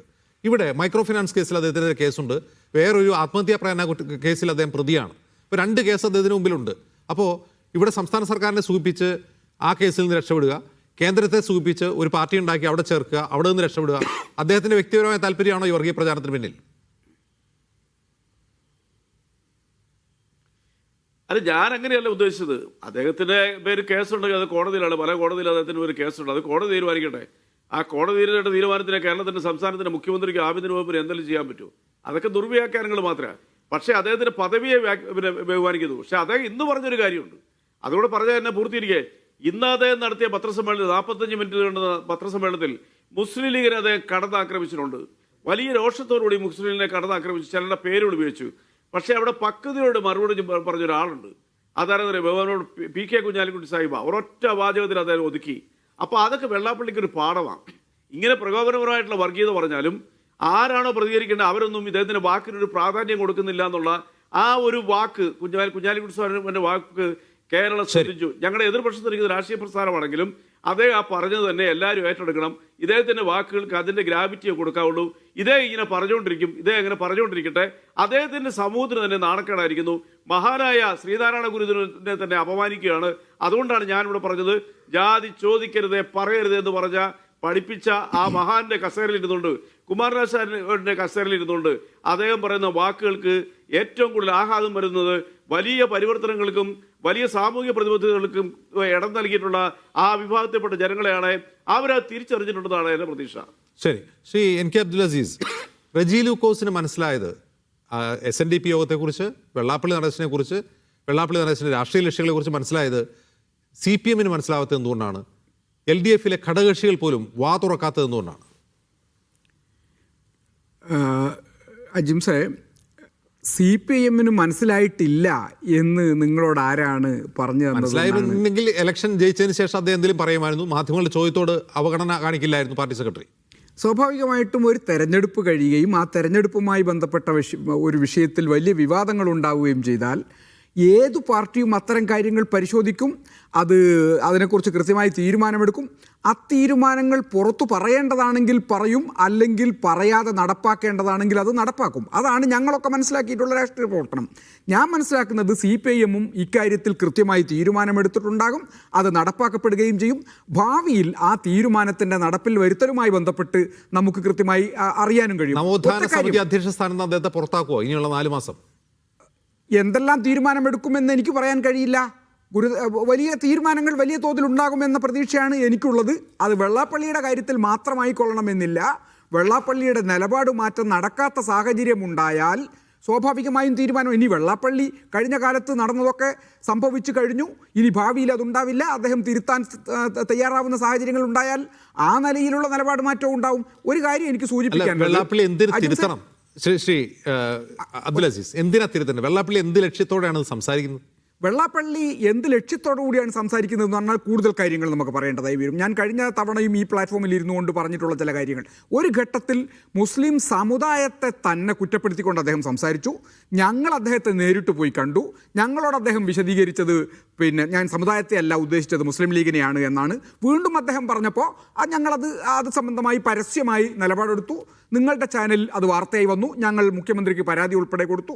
അതിനുശേഷമാണ് തെരഞ്ഞെടുപ്പ് ഉണ്ടാകുന്നത്. പക്ഷേ ഇപ്പം ഞാൻ പറയുന്നത്, ഇപ്പോൾ വെള്ളാപ്പള്ളിയുമായി ബന്ധപ്പെട്ട് ഇന്ന് അദ്ദേഹം നടത്തിയ പത്രസമ്മേളനത്തിൽ മുസ്ലിം ലീഗിനെ മാത്രം ഫോക്കസ് ചെയ്തുകൊണ്ടാണ് അദ്ദേഹം സംസാരിച്ചിട്ടുള്ളത്. അതിൽ 2 തരത്തിലുള്ള സംഗതികൾ ആ പത്രസമ്മേളനവുമായി ബന്ധപ്പെട്ടുകൊണ്ട് എനിക്ക് പറയാനുണ്ട്. ഒന്ന്, അദ്ദേഹം പറഞ്ഞത് വികസനം മുഴുവൻ ലീഗ് മലപ്പുറത്തേക്ക് കൊണ്ടുപോകുന്നു എന്നാണ്. അദ്ദേഹം പറഞ്ഞത് വസ്തുതാപരമായി തെറ്റാണ്. മലപ്പുറത്ത് CPM-ന് പോലും അങ്ങനെ വാദമില്ല. അതെ, ഞാൻ അതാണ് പറഞ്ഞു വരുന്നത്. മുസ്ലിം ലീഗ് അധികാരത്തിലിരിക്കുന്ന കാലത്ത് മലപ്പുറം ജില്ലയിൽ വികസനം നടന്നിട്ടില്ല എന്നത് ചരിത്രപരമായ യാഥാർത്ഥ്യമാണ്. അവിടുത്തെ KSRTC ബസ്സുകളായാലും അവിടുത്തെ ബസ് സ്റ്റാൻഡായാലും അവിടുത്തെ റോഡുകളായാലും അവിടെ മലപ്പുറം ജില്ലയിൽ +1 വിദ്യാർത്ഥികൾക്ക് പകുതിയിലേറെ കുട്ടികൾ പുറത്തായിരുന്നു എന്ന കാലത്ത് മുസ്ലിം ലീഗിൻ്റെ വിദ്യാഭ്യാസ മന്ത്രിയാണ് കേരളം ഭരിച്ചിട്ടുണ്ടായിരുന്നത്. ആ തരത്തിൽ വികസനം എത്തി നോക്കാത്ത ഒരു പ്രദേശത്തെക്കുറിച്ച് ലീഗ് മുഴുവൻ അങ്ങോട്ട് കൊണ്ടുപോകുന്നു എന്ന് പറഞ്ഞത് വളരെ തെറ്റായ ദുരുദ്ദേശപരമായ ഒരു പ്രസ്താവനയാണ്. എന്നാൽ ഇന്ന് അദ്ദേഹം പറഞ്ഞത് ലീഗിനെ മാത്രം ഫോക്കസ് ചെയ്തുകൊണ്ടാണ്. ലീഗിനെ ഫോക്കസ് ചെയ്തുകൊണ്ട് പറയുമ്പോൾ സമുദായത്തിനെതിരാണത് എന്ന നിലയിലുള്ള ഒരു നെറേറ്റീവ് സൃഷ്ടിച്ചു കൊണ്ടുവരികയാണ്. അതാണ് ഇവിടുത്തെ പ്രശ്നം. സാമുദായികമായ ഒരു ഈ വെള്ളാപ്പള്ളിയുടെ ഒരു സെക്കൻഡ്, അതായത് പുതിയ കാലത്ത് ആളുകൾ ഹേറ്റ് പറയുന്നത് എങ്ങനെയാണ്? ഒരു കമ്മ്യൂണിറ്റിയുടെയും പേര് പറയില്ല, ഡോഗ് വിസിൽ ചെയ്യും, ആളുകൾക്ക് മനസ്സിലാവും. എല്ലാം മലപ്പുറത്തേക്ക് കൊണ്ടുപോകുന്നു എന്ന് പറഞ്ഞാൽ വെള്ളാപ്പള്ളിയെ കേൾക്കുന്ന വെള്ളാപ്പള്ളിയുടെ സമുദായങ്ങളും അല്ലാത്തവർ മനസ്സിലാക്കുക എന്താണ്? മുസ്ലിങ്ങൾ കൊണ്ടു മലപ്പുറത്ത് മുസ്ലിങ്ങൾ കൊണ്ടുവന്നാ മനസ്സിലാക്കുക. ഹേറ്റ് സ്പീച്ചിന്റെ പുതിയ സ്ട്രാറ്റജി വെള്ളാപ്പള്ളിക്ക് അറിയാം. അബ്ദുൽ അസീസ്, വെള്ളാപ്പള്ളിക്ക് അറിയാമെന്ന് ഞാൻ വിചാരിക്കുന്നില്ല. അങ്ങനെ അറിയാമായിരുന്നുവെങ്കിൽ വെള്ളാപ്പള്ളി പറയേണ്ട ശൈലി വേറെയായിരുന്നു. ഞാൻ മനസ്സിലാക്കിയിടത്തോളം വെള്ളാപ്പള്ളി അദ്ദേഹത്തിൻ്റെ തനത് ശൈലിയിൽ പരസ്യമായി അങ്ങ് പറയുകയാണ് ഉണ്ടായത്. അതുപോലും തെറ്റാണ്. പക്ഷേ ആ തെറ്റുണ്ടല്ലോ, അത് സാമുദായിക വിരുദ്ധമാണ് എന്ന് വരുത്തി തീർക്കാനുള്ള ബോധപൂർവമായ ശ്രമം നേരത്തെ എത്ര കോൺഗ്രസ് നേതാക്കന്മാർ പറഞ്ഞിട്ടുണ്ട്. മുസ്ലിം ലീഗിനെതിരായിട്ട് നെഹ്റു പറഞ്ഞിട്ടുണ്ട്. രാഷ്ട്രീയ വിമർശനമാണെങ്കിൽ അവിടെയാണ് പ്രശ്നം. മുസ്ലിം ലീഗ് ഞങ്ങൾക്കൊന്നും നൽകിയില്ല. മുസ്ലിം ലീഗിന്റെ കാലത്ത് കൊടുത്ത കോളേജാണ് SNDP ശതാബ്ദി കോളേജ് പെരിന്തൽമണ്ണയിൽ. ഒന്നും കൊടുത്തിട്ടില്ല എന്നിങ്ങനെ വസ്തുതാവിരുദ്ധമായി പറയുക. അങ്ങനെയാണെങ്കിൽ പിണറായി വിജയൻ മലപ്പുറം ജില്ലയിൽ എന്ത് കൊടുത്തു? വെള്ളാപ്പള്ളിക്ക് ഒന്നും കൊടുത്തിട്ടില്ല. ഈ 10 വർഷമായിട്ട് പിണറായി വിജയനാണ് ഭരിക്കുന്നത്. അപ്പോൾ കൃത്രിമമായ പച്ച നുണകൾ പറയുക, എന്നിട്ട് മുസ്ലിം ലീഗിനെ ആക്രമിക്കുന്ന എന്ന പേരിൽ ഒരു ജില്ലയെയും ഒരു സമുദായത്തെ ആക്രമിക്കുക, അതാണ് ചെയ്തുകൊണ്ടിരിക്കുന്നത്. ഞാനത് വിശ്വസിക്കുന്നില്ല. അത് മാത്രമല്ല, മുസ്ലിം ലീഗിനെ അദ്ദേഹം കൃത്യമായി ആക്രമിക്കുന്നുണ്ട്. ലീഗിൻ്റെ കാലത്ത് അദ്ദേഹത്തിന് പലതും കിട്ടിയിട്ടുണ്ട് എന്നുള്ളതും ഞങ്ങൾക്കറിയാം. ലീഗിൻ്റെ ഞാൻ നേരത്തെ കഴിഞ്ഞ തവണ പറഞ്ഞല്ലോ, മുസ്ലിം ലീഗിൻ്റെ നേതാവ് സൂപ്പി കൺവീനറും ഇദ്ദേഹം ചെയർമാനുമായിക്കൊണ്ട് സംവരണ സംരക്ഷണ മുന്നണി ഉണ്ടാക്കിയ കാലമൊക്കെ അതിനുശേഷം അതിനു മുമ്പ് സംവരണ സംരക്ഷണ മുന്നണിയുടെ കാര്യത്തിൽ അദ്ദേഹം പറയുന്നത് ശ്രദ്ധിച്ചു നോക്കൂ. നരേന്ദ്ര കമ്മീഷൻ റിപ്പോർട്ട് വന്നു. ബാക്ക്ലോഗ് നികത്താൻ വേണ്ടി മുസ്ലിം സമുദായത്തിന് സ്പെഷ്യൽ റിക്രൂട്ട്മെന്റ് കൊടുത്തു. ഞങ്ങൾക്ക് സ്പെഷ്യൽ ഈഴവർക്ക് സ്പെഷ്യൽ റിക്രൂട്ട്മെന്റിന് വേണ്ടി എന്തുകൊണ്ട് ലീഗ് സമരം ചെയ്യുന്നില്ല എന്നാണ് ചോദിക്കുന്നത്. നരേന്ദ്ര കമ്മീഷൻ റിപ്പോർട്ട് തന്നെ ഈഴവ സമുദായത്തിന് ബാക്ക്ലോഗ് ഇല്ല, അവർക്ക് പച്ച നുണ പറഞ്ഞുകൊണ്ട് ലീഗിനെ ആക്രമിക്കുന്നു എന്ന പേരിൽ അദ്ദേഹം പറയുന്നത് എന്താണ്? മുസ്ലിം കമ്മ്യൂണിറ്റി അനർഹമായത് കൊണ്ടുപോകുന്ന പറഞ്ഞു. ഈ പറയുന്ന വെള്ളാപ്പള്ളിയെ പറഞ്ഞ കാര്യങ്ങൾ മുഴുവൻ സത്യമാണെന്നോ ന്യായമാണോ എന്ന് പറയുന്ന ആളെയല്ല ഞാൻ. നിങ്ങൾ അത് ആ രീതിയിൽ വ്യാഖ്യാനിച്ചുകൊണ്ട് എന്നെ ആ പക്ഷത്ത് നിർത്തണ്ട. വെള്ളാപ്പള്ളി പറഞ്ഞ പല കാര്യങ്ങളും ഗുരുതരമായ തെറ്റാണ്. അദ്ദേഹത്തിൻ്റെ കമ്മ്യൂണിറ്റിക്ക് ബാക്ക്ലോഗ് നികത്താൻ ഉണ്ടായിരുന്നില്ല. അവർ ആവശ്യമായ സംവരണം നേടിയെടുത്തിട്ടുണ്ടായിരുന്നു. പലയിടങ്ങളിലും അതിനേക്കാൾ ഏറെ നേടിയിട്ടുണ്ടായിരുന്നു. ഇപ്പോഴും ആ മുസ്ലിം സമുദായം അവരുടെ അർഹമായ സ്ഥാനമാനങ്ങളിൽ നിന്നും പുറകിൽ തന്നെയാണ് നിൽക്കുന്നത്.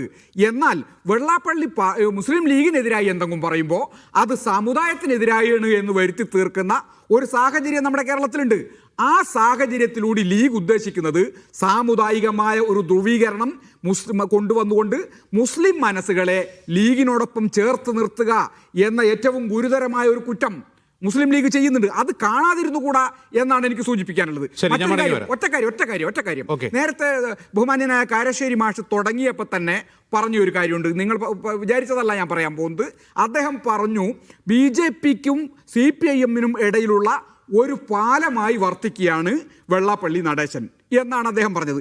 എന്നിട്ട് അദ്ദേഹം ഈ പാലത്തെക്കുറിച്ച് പറഞ്ഞതിൻ്റെ അതേ വാചകത്തിൻ്റെ പുറകിലായി കാരശ്ശേരി മാഷ് പറയുകയാണ്, എന്നിട്ട് BJP ഇതിനെതിരായപ്പോൾ, സംഘുപരിവാർ എതിരായി പ്രചാരണം നടത്തിയപ്പോൾ അതിനെതിരായി വെള്ളാപ്പള്ളി നടേശനെ ഈ വേദിയുടെ നവോത്ഥാന വേദിയുടെ ചെയർമാനാക്കി CPIM. ഇതെങ്ങനെയാ BJPക്കെതിരായി നടക്കുന്ന ഒരു പ്രബോധന പ്രവർത്തനത്തിൻ്റെ അല്ലെങ്കിൽ പ്രചാരണ പ്രവർത്തനത്തിൻ്റെ രംഗത്തുള്ള ചെയർമാനാക്കി വെള്ളാപ്പള്ളിയെ നിർത്തുക, എന്നിട്ട് ആ വെള്ളാപ്പള്ളി അതിനെതിരായി നിൽക്കുന്ന BJPയുമായുള്ള പാലമാണ് എന്ന് പറയും? ഇത്തരത്തിലുള്ള വേറെ തരത്തിലുള്ള ചില ആഖ്യാനങ്ങളുണ്ടല്ലോ, അതൊന്നും നമുക്ക് മനസ്സിലാവുന്നില്ല എന്ന് പറയാതിരിക്കാൻ പറ്റില്ല. ബഹുമാന്യനായ കാരശ്ശേരി മാഷോട് എല്ലാ ആദരവുകളും നിലനിർത്തിക്കൊണ്ട് തന്നെ പറയുന്നു, അങ്ങ് സാമാന്യവൽക്കരിക്കരുത്.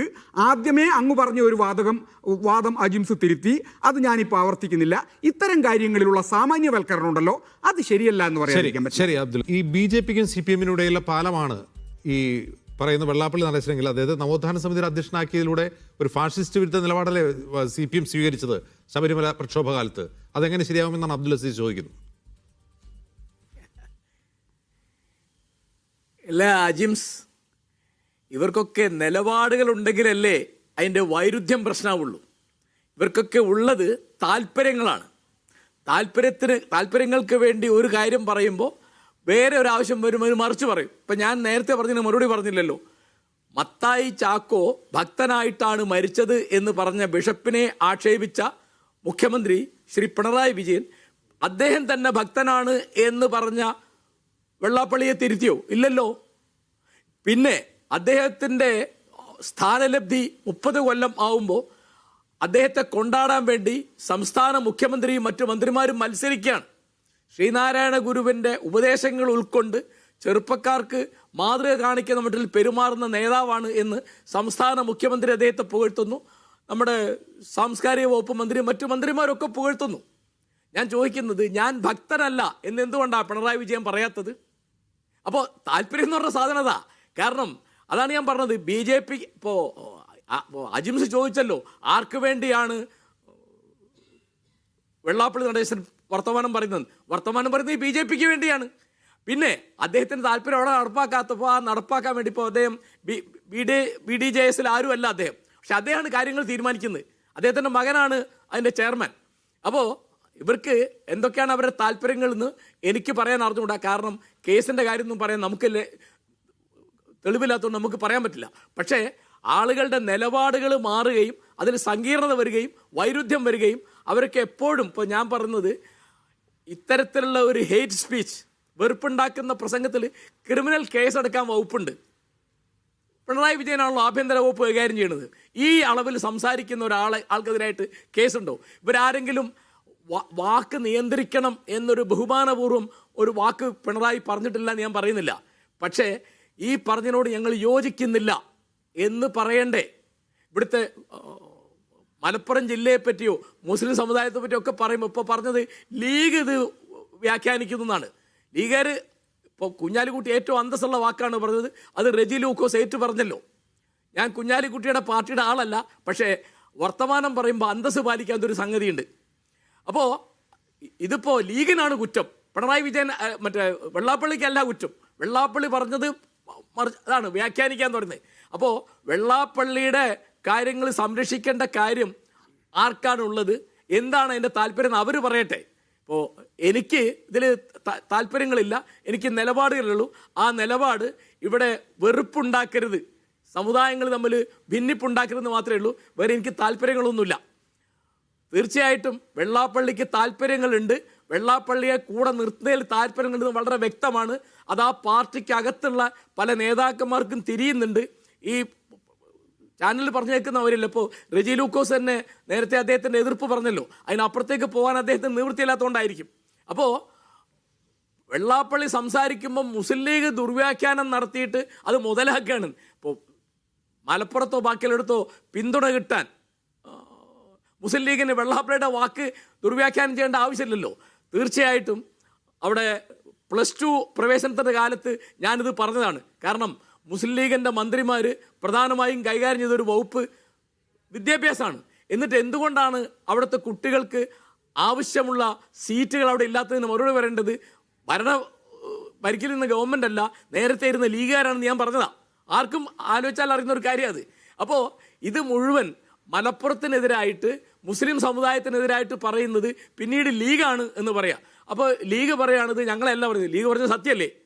അപ്പോൾ പിന്നെ ലീഗ് അവർക്കെതിരായിട്ട് വെള്ളാപ്പള്ളി നടേശൻ പറഞ്ഞ വാക്കുകളൊക്കെ ഇവിടെ ഉണ്ടല്ലോ.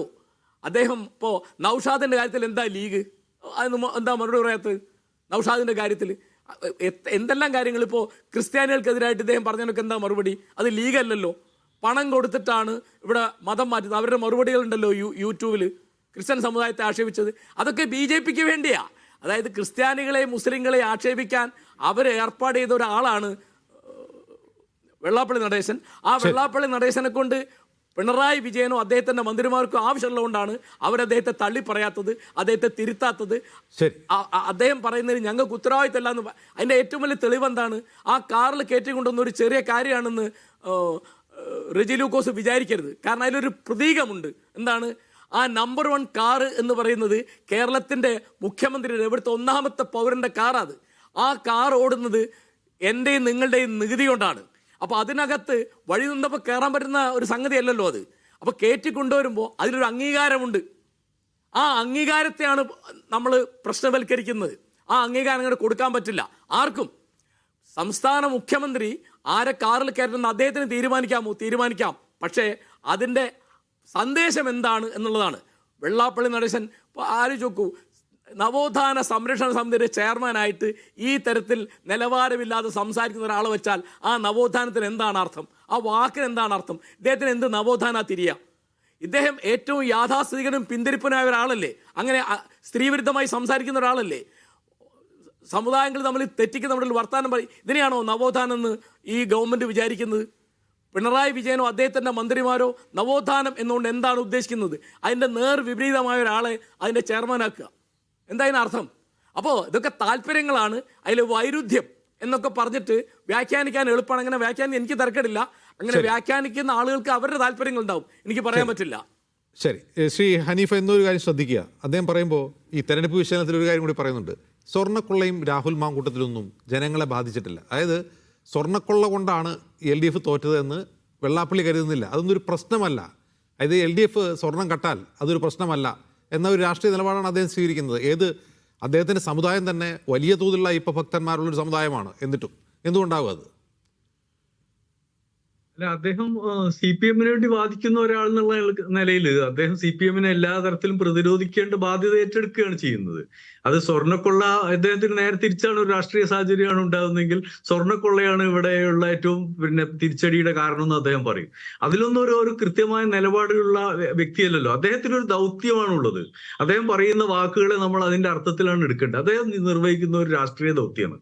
ആ രാഷ്ട്രീയ ദൗത്യം നിർവഹിക്കുന്നത് CPM-ന് വേണ്ടിയാണ് എന്ന് നമ്മൾ വിചാരിക്കുന്നത് നമ്മുടെ തെറ്റിദ്ധാരണയാണ്. അദ്ദേഹം യഥാർത്ഥത്തിൽ ഈ ദൗത്യം നിർവഹിക്കുന്നത് BJPക്ക് വേണ്ടിയാണ്. അദ്ദേഹം BJPയുടെ ആളാണ്, BJPയുടെ ഏജന്റ് ആയിട്ട് കേരളത്തിൽ വർത്തിക്കുകയാണ്. CPM-ഉമായിട്ട് അദ്ദേഹം സംസാരിച്ചുകൊണ്ടിരിക്കുന്നത് BJPക്ക് വേണ്ടിയിട്ടാണ്. BJPക്ക് വേണ്ടി മാത്രമല്ല, അദ്ദേഹം RSSന്റെ ഏജന്റാണ്. അദ്ദേഹത്തിന് വേണ്ടി പിന്നെ അദ്ദേഹത്തിന്റെ പാർട്ടിയെ നമ്മൾ നോക്കൂ. അദ്ദേഹം രൂപീകരിച്ച പാർട്ടിയാണ്. കേരളത്തിൽ എന്താണ് നമ്പൂതിരി മുതൽ നായാടി വരെ എന്ന മുദ്രാവാക്യം ഉയർത്തിക്കൊണ്ടാണ് അദ്ദേഹം ഇവിടെ BDJS എന്ന രാഷ്ട്രീയ പാർട്ടി രൂപീകരിക്കുന്നത്. അത് കഴിഞ്ഞ് അതിന്റെ ചുമതല അദ്ദേഹത്തിന്റെ മകനെ ഏൽപ്പിക്കുകയാണ്. അദ്ദേഹം SNDPയുടെ തലപ്പത്ത് നിൽക്കുകയും രാഷ്ട്രീയ പാർട്ടിയുടെ ചുമതല അദ്ദേഹത്തിന്റെ മകനെ ഏൽപ്പിക്കുകയാണ്. ഈ പാർട്ടി നേരെ ചെന്ന് ചേരുന്നത് NDAയിലാണ്. അദ്ദേഹത്തിന്റെ ദൗത്യം എന്താണ്? അദ്ദേഹം കഴിഞ്ഞ ഇത്രയും വർഷങ്ങളായി, ഇപ്പോൾ കാരശ്ശേരി മാഷ് ഇവിടെ പറഞ്ഞ പോലെ നൗഷാദിന്റെ പ്രശ്നം മുതൽ അദ്ദേഹം പറഞ്ഞുകൊണ്ടിരിക്കുന്ന വർഗീയത പറഞ്ഞു തുടങ്ങിയത് മുതൽ ഇക്കാലം അത്രയും അദ്ദേഹം നിർവഹിച്ചുകൊണ്ടിരിക്കുന്ന ദൗത്യം CPM-ന് വേണ്ടിയല്ല, BJP-ക്ക് വേണ്ടിയാണ്. ആത്യന്തികമായി BJP-ക്ക് വേണ്ടിയാണ്. അതിന്റെ താൽക്കാലിക ഗുണഭോക്താവ് മാത്രമാണ് CPM. അത് CPM-നെ വീണ്ടും അധികാരത്തിലേറ്റുക എന്നുള്ളത് കേരളത്തിൽ ആരാവശ്യമാണ്? BJP. സംഘടനാപരമായും രാഷ്ട്രീയമായും ആശയപരമായി പ്രത്യയശാസ്ത്രപരമായി ആരുടെ ആവശ്യമാണ്? സംഘടനാപരമായി അവർക്ക് BJP-ക്ക് അധികാരത്തിലേക്ക് വരണമെങ്കിൽ ഇവിടെ CPM-ന്റെ ഭരണം തുടരണം. അപ്പോൾ മാത്രമേ CPM-ലെ ഇടതുപക്ഷ രാഷ്ട്രീയം ദുർബലമാക്കിയാൽ മാത്രമേ അതിനെ, ഇപ്പൊ ഞാൻ നേരത്തെ സൂചിപ്പിച്ച ഉദാഹരണം പോലെ എങ്ങനെയാണ് ഇടതുപക്ഷ രാഷ്ട്രീയം ദുർബലാവുക? ആ പാർട്ടി തോറ്റു പോകുന്നതുകൊണ്ടല്ല, അതിന്റെ വോട്ടുകൾ കുറഞ്ഞു പോകുന്നതുകൊണ്ടല്ല, അതിനെ ആശയപരമായി പ്രത്യയശാസ്ത്രപരമായി നിർവീര്യമാക്കിക്കൊണ്ടാണ്. അങ്ങനെ നിർവീര്യമാക്കുന്ന ചുമതല CPM-ന് സ്വയം ചെയ്യാൻ കഴിയില്ല. നമ്മൾ പിന്നെ ഒരു 100 ആവർത്തി പല ചർച്ചകളിൽ പലരും പറഞ്ഞ കാര്യമാണ് ബംഗാളിലെയും ത്രിപുരയിലെയും ഉദാഹരണങ്ങൾ. അവിടെ പാർട്ടിയെ പ്രത്യയശാസ്ത്രപരമായി നിർവീര്യമാക്കിയിട്ടാണ് അവർ BJP-യിലേക്ക് ഒഴുകിപ്പോയത്. നമ്മൾ കണ്ടതല്ലേ കണക്കുകള്. 2%-ലേക്കും 4%-ലേക്കും CPM-ന്റെ വോട്ട് കൂപ്പുകുത്തിപ്പോയത് ഈ ആശയപരമായി ദുർബലമാക്കി പ്രത്യയശാസ്ത്രം നഷ്ടപ്പെട്ടപ്പോഴാണ്. ആ പ്രത്യയശാസ്ത്രത്തെ ദുർബലമാക്കുന്ന നിർവീര്യമാക്കുന്ന പണിയാണ് ഇദ്ദേഹം ചെയ്തുകൊണ്ടിരിക്കുന്നത്. അതുകൊണ്ടാണ് പിന്നെ ഈ കുലുക്കല്ലൂർ പോലെയുള്ള സംഭവങ്ങൾ ഉണ്ടാവുന്നത്. അപ്പൊ അത്തരത്തിൽ നിർവീര്യമാക്കുക, അങ്ങനെ ഈ പാർട്ടിയെ അധികാരത്തിൽ നിർത്തുകയും പാർട്ടി എന്ന ആശയത്തെ ചോർത്തിക്കളയുകയും ചെയ്യുന്ന ദൗത്യമാണ് അദ്ദേഹം നിർവഹിക്കുന്നത്. അങ്ങനെ നിർവഹിച്ചു കഴിഞ്ഞാൽ സ്വാഭാവികമായിട്ട് ഉണ്ടാവുക അത് BJP-യിലേക്കുള്ള കുത്തൊഴുക്കായിരിക്കും. ശ്രീ റെജി ലൂക്കോസ്, അധികാരത്തിൽ വന്നില്ലെങ്കിൽ ഹനീഫ ചൂണ്ടിക്കാട്ടുന്ന ഒരു പ്രധാനപ്പെട്ട വസ്തുത നോക്കുക. CPM-നെ സംബന്ധിച്ച് മുഖ്യമന്ത്രി പിണറായി വിജയൻ അധികാരമേറ്റതിന് ശേഷം CPM എന്ന പാർട്ടിക്ക് ഉണ്ടാവുന്ന പ്രത്യയശാസ്ത്ര ദാർഢ്യതയില്ലായ്മ, നവോത്ഥാന സമിതിയുടെ അധ്യക്ഷനായി SNDP യോഗം നേതാവ് എന്ന നിലയിൽ വിദ്വേഷ പ്രാസംഗികനെ വയ്ക്കുക, അതിൻ്റെ കൺവീനറായി കോർഡിനേറ്ററായി വയ്ക്കുന്നതോ CP സുഗതൻ എന്ന സംഘപരിവാറുകാരനെ. ഇങ്ങനെ നോക്കിക്കഴിഞ്ഞാൽ ഒരുപാട് കാര്യങ്ങളിൽ PM ശ്രീയിൽ ഒപ്പിടുന്നത് നയവ്യതിയാനം മാത്രമല്ല പ്രത്യയശാസ്ത്ര വ്യതിയാനമായി തന്നെ പാർട്ടിക്കകത്തുള്ളവർ തന്നെ ചൂണ്ടിക്കാട്ടുന്നു. PM ശ്രീയിൽ ഒപ്പിടുന്നത് മുതൽ നിരവധി കാര്യങ്ങൾ, ആഭ്യന്തര വകുപ്പിൻ്റെ RSS വൽക്കരണം മുതൽ. അപ്പോൾ ഉള്ളു പൊള്ളയായ ഒരു ഇടതുപക്ഷമാക്കി മാറ്റാനുള്ള ട്രോജൻ ഹോഴ്സായി വെള്ളാപ്പള്ളിയെ RSS നിയോഗിച്ചിട്ടുണ്ടാകാം. അത് തിരിച്ചറിയുന്നതിൽ മഹാബുദ്ധിമാന്മാരായ CPM നേതാക്കൾക്ക് എന്താണ് സംഭവിക്കുന്നത്? അതൊരു വിചിത്രമായ ചോദ്യമാണ്. കാരണം വെള്ളാപ്പള്ളി നടേശൻ പറയുന്ന കാര്യങ്ങളുടെ ബാധ്യത, ഉത്തരവാദിത്വം CPM-നില്ല, CPM വോട്ട് ഏറ്റെടുക്കുന്നുമില്ല. അദ്ദേഹം എന്തൊക്കെയോ ജൽപ്പനങ്ങൾ പറയുന്നു, അദ്ദേഹം പല രീതിയിൽ പറയുന്നു. ഞാൻ ഉദാഹരണം പറയാം. ഞാനിരിക്കുന്ന കോട്ടയം ജില്ലയിലാണ്. സാമാന്യ രീതിയിൽ ക്രിസ്ത്യൻ കമ്മ്യൂണിറ്റിക്ക് നല്ല സ്വാധീനമുള്ളൊരിടം. അവിടെ വന്ന് ഈ കഴിഞ്ഞ 2 മാസം മുമ്പ് കോട്ടയത്ത് നിന്ന് അദ്ദേഹം നടത്തിയ പ്രസംഗം അങ്ങേയറ്റം ക്രിസ്ത്യൻ കമ്മ്യൂണിറ്റി ആക്ഷേപിക്കുന്നതായിരുന്നു. 1 മാസത്തിന് ശേഷം അദ്ദേഹം രാമൂർ എന്ന് പറയുന്ന സ്ഥലം, പിന്നെ നമ്മുടെ ദേവദാസിൻ്റെയൊക്കെ നാട്, അവിടെ വന്നു അദ്ദേഹം പ്രസംഗിച്ചത് വളരെ മോശമായ രീതിയിൽ ക്രിസ്ത്യൻ കമ്മ്യൂണിറ്റിയെ കുറിച്ചാണ്. അത് ആ സമൂഹത്തിൽ വലിയ മുറിവുണ്ടാക്കിയിട്ടുണ്ട്. കാരണം ഞാൻ അവരുമായിട്ട് ഇണങ്ങി ജീവിക്കുന്ന ഒരാളാണ്. ആ സമൂഹത്തിലാണ് ഞാൻ ജീവിക്കുന്നത്. എനിക്ക് അതുകൊണ്ട് അത് വളരെ വ്യക്തമായിട്ടറിയാം. ഈ ക്രിസ്ത്യൻ കമ്മ്യൂണിറ്റിയിൽ ആരെങ്കിലും അദ്ദേഹത്തിനെതിരെ പ്രതികരിച്ചോ? കുഞ്ഞാലിക്കുട്ടി സാഹിബിനെ പോലെ മാന്യമാരിതിൽ മൗനം പാലിക്കുമായിരുന്നു. അതൊന്നും പറഞ്ഞില്ല. എന്തുകൊണ്ടാണ് അദ്ദേഹം പറയുന്ന വാക്കുകൾ ഉത്തരവാദിത്തം അദ്ദേഹത്തിന്? അവരാരെങ്കിലും CPM-നെ പഴി പറഞ്ഞോ? CPM ഇതേമായിട്ട് എന്താ ബന്ധരിക്കുന്നത്? ഒരു ഉത്തരവാദിത്വം CPM-നില്ല. ഇനി വേറൊരു കാര്യത്തോട് പറയാം. അജിംസിന്റെ ശ്രദ്ധയിലേക്ക് ഒരു BDJS-നെ കുറിച്ചോട് പറഞ്ഞല്ലോ. 2019 കോട്ടയം പാർലമെന്റ് മണ്ഡലത്തിൽ നേടിയതിന്റെ 3 ഉള്ളൂ. സാക്ഷാൽ തുഷാർ വെള്ളാപ്പള്ളി ഈ കഴിഞ്ഞ 2019 നേടിയതിനേക്കാൾ കുറവ് വോട്ടാണ് 2024 തുഷാർ വെള്ളാപ്പള്ളി കോട്ടയം പാർലമെന്റ് മണ്ഡലത്തിൽ നേടിയത്. അപ്പൊ അങ്ങനെയാണെന്നുണ്ടെങ്കിൽ ഇവരുടെ പൊളിറ്റിക്കൽ ആൻഡ് സാമുദായിക, ഇദ്ദേഹം പറയുന്നത്, ഞാൻ പറയും സമുദായത്തിനെ കുറ്റപ്പെടുത്തുമല്ല, അടിത്തറ എത്ര വികലമാ.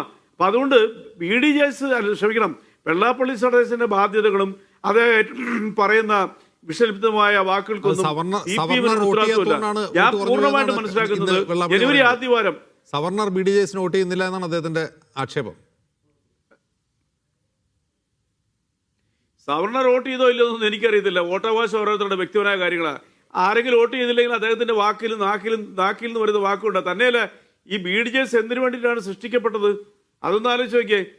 സവർണർ എന്ന് പറഞ്ഞ വാക്ക് ഏറ്റവും മോശമായിട്ട് പ്രയോഗിച്ച ഈ സമീപകാലത്തെ ഒരു സമുദായ നേതാവ് വെള്ളാപ്പള്ളി നടേശനാ. ആ സവർണ ക്രിസ്ത്യൻ കമ്മ്യൂണിറ്റി എന്നാണ് അദ്ദേഹം കോട്ടയത്ത് വെച്ച് പറഞ്ഞത്. നമ്മുടെയൊക്കെ സമൂഹത്തിൽ അങ്ങനെയെങ്കിലും വേർതിരിവുണ്ടോ? സാമുദായിക പരിവർത്തനത്തിന് വേണ്ടിയിട്ടും ദൈവങ്ങളുടെ സങ്കല്പത്തിൽ പോലും വിപ്ലവകരമായ രീതിയിൽ ഈ നാടിനെ പഠിപ്പിച്ച ഗുരുദേവനെ ഇന്റെ വാക്കുകൾക്ക് ഒരു തെല്ലും വില കൽപ്പിക്കാതെ ഉണ്ട് ഈ മനുഷ്യൻ ജാതി മതവും സവർണ വിരോധവുമായിട്ട് നടക്കുമ്പോൾ നമ്മുടെ ബഹുസ്വരതയ്ക്ക് കേൾക്കുന്ന ആഘാതം എത്ര വലുതാ. അതെല്ലാം CPM-ന്റെ അക്കൗണ്ടിൽ കൊണ്ട് ചേർക്കാൻ പറ്റും. CPM അങ്ങനെയുള്ള ഒരു കാര്യത്തിലും നിന്നു കൊടുക്കത്തില്ല. ജനുവരി ആദ്യവാരം പാർട്ടി ഇതിനെക്കുറിച്ച് വ്യക്തമായിട്ടുള്ള പിന്നെ നിലപാടുകളെടുക്കും, ചർച്ച ചെയ്യും. അന്ന് ഉചിതമായ തീരുമാനങ്ങൾ ഓരോ ജില്ലകളിൽ നിന്നും ഫീഡ്ബാക്ക് എടുക്കുന്നുണ്ട്. ഘടകകക്ഷികളോട് ഫീഡ്ബാക്ക് തരാൻ പറഞ്ഞിട്ടുണ്ട്, പഠിക്കാൻ പറഞ്ഞിട്ടുണ്ട്. ഇപ്പോൾ കോട്ടയംകാരനായ റെജി ലൂക്കോസിന് വെള്ളാപ്പള്ളി നടേശന്റെ വിഷനാവ് കോട്ടയത്ത് എങ്ങനെ വർക്ക് ചെയ്യുമെന്ന് മനസ്സിലാവും തെരഞ്ഞെടുപ്പിന് ശേഷം. മലപ്പുറംകാർക്കും മനസ്സിലാവും. അപ്പോൾ ഓരോ ജില്ലയിലും ഇതെങ്ങനെ വർക്ക് ചെയ്യുമെന്ന് മനസ്സിലാകുമ്പോൾ വെള്ളാപ്പള്ളി ഒരു ഫാക്ടർ ആയിരുന്നു എന്ന് പാർട്ടിക്ക് അംഗീകരിക്കേണ്ടി വരില്ലേ? LDF-ന് അംഗീകരിക്കേണ്ടി വരില്ലേ? വെള്ളാപ്പള്ളി ഒരു ഫാക്ടർ ആയിരുന്നില്ല എന്ന് മാത്രമല്ല, വെള്ളാപ്പള്ളി പറഞ്ഞതിന് വിരുദ്ധമായാണ് ആളുകൾ വോട്ട് ചെയ്യാറുള്ളത് എന്ന് വിശ്വസിക്കുന്നയാളാണ് ഞാൻ. ആ തരത്തിൽ വെള്ളാപ്പള്ളിയെ ആളുകൾ അംഗീകരിക്കുന്നില്ല എന്നതൊരു യാഥാർത്ഥ്യമാണ്. ഇപ്പോൾ നേരത്തെ പലരും സൂചിപ്പിച്ചല്ലോ, BJP വെള്ളാപ്പള്ളി പറഞ്ഞിട്ട് വോട്ട് ചെയ്യുന്നല്ല, വെള്ളാപ്പള്ളിയുടെ വിഷനാവിന് സർക്കാർ പിന്തുണ പ്രഖ്യാപിച്ചതിൽ പ്രതിഷേധിച്ച ആൾക്കാർ സർക്കാരിനെതിരെ വോട്ട് ചെയ്തു. വെള്ളാപ്പള്ളിയുടെ വിഷനാവിനെ ഇടതുപക്ഷവും ഗവൺമെന്റും എല്ലാം ആ അർത്ഥത്തിൽ തന്നെ വിലയിരുത്തിയിട്ടുണ്ടെന്നും അത് സംബന്ധമായി വരും ദിവസങ്ങളിൽ തീരുമാനങ്ങൾ ഉണ്ടാകുമെന്നും ഞാൻ പറഞ്ഞു. പക്ഷേ ജനങ്ങൾ വിലയിരുത്തിയിട്ടുണ്ടെങ്കിൽ അതിന് നമുക്കൊന്നും ഉത്തരവാദിത്വം ഏറ്റെടുക്കാൻ കഴിയില്ല. ജനങ്ങളുടെ വിലയിരുത്തൽ ഈ തരത്തിലാണെങ്കിൽ അതിൻ്റെ ഗുണം BJP-ക്കാണ് ലഭ്യമായിട്ടുള്ളതെങ്കിൽ അത് പാർട്ടിയും മുന്നണിയും എല്ലാം പരിശോധിക്കേണ്ടതാണെന്നുള്ള അഭിപ്രായക്കാരനാണ് ഞാൻ. എനിക്ക് നേരത്തെ അനീഫ പറഞ്ഞതിൽ ഒരു കാര്യം സൂചിപ്പിക്കാനുണ്ട്. വെള്ളാപ്പള്ളി BJP-യുടെ ഏജന്റ് ആയിക്കൊണ്ട് ഇടതുപക്ഷത്തോടൊപ്പം നിന്നുകൊണ്ട് BJP-യെ സഹായിക്കുകയാണ്. നമുക്ക് ഈ കഴിഞ്ഞ പഞ്ചായത്ത് തെരഞ്ഞെടുപ്പിലെ തന്നെ ചരിത്രം കണക്കെടുത്ത് പരിശോധിച്ച് നോക്കിയാൽ മനസ്സിലാവും. തിരുവനന്തപുരം കോർപ്പറേഷനിൽ എങ്ങനെയാണ് BJP ജയിച്ചത്?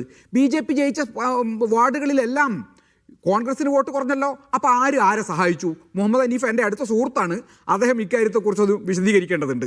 മാത്രമല്ല, കോഴിക്കോട് നമ്മൾ BJP-യെ പോലെ തന്നെ അതല്ലെങ്കിൽ വേറെ രൂപത്തിൽ നമ്മൾ പൊതുസമൂഹം കുറ്റപ്പെടുത്തുന്ന ഒരു വിഭാഗമുണ്ട്, SDPI എന്ന് പറയുന്ന പാർട്ടി. അതിൻ്റെ കോഴിക്കോട് ജില്ലാ പ്രസിഡന്റ് പത്രസമ്മേളനം നടത്തി പറയുകയാണ്, കോഴിക്കോട് ജില്ലയിൽ BJP വോട്ടുകൾ UDF-നും പലയിടത്തും UDF വോട്ടുകൾ BJP-ക്കും പോയിട്ടുണ്ട്.